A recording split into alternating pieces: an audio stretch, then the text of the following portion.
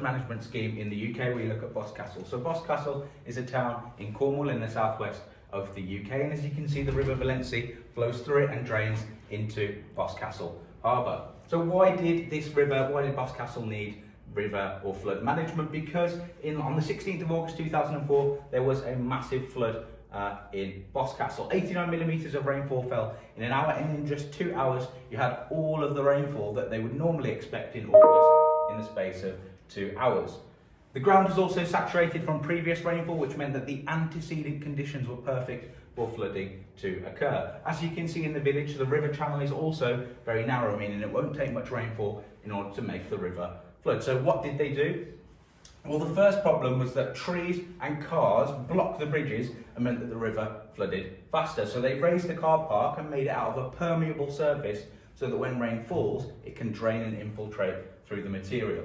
They also used some hard engineering. So there's a little bit of channel widening and also some dredging to give the river the capacity to carry more water. There's also a new flood wall installed. A bit of hard engineering. An example of soft engineering was that they cleared vegetation from the riverbanks, again so it didn't block those bridges downstream and make the river flood faster.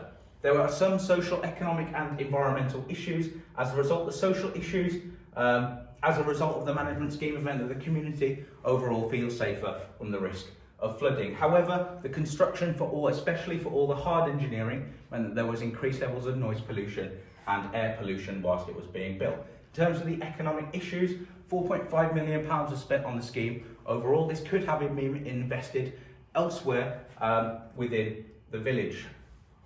However, on the other hand, these buildings now feel safer. These businesses that usually serve tourists to the area now feel safer and more protected from the risk of flooding. And finally, the environmental issues, even though lots of hard engineering such as this storm drain or culvert were introduced, they were built with local materials to ensure that the management scheme was very sustainable.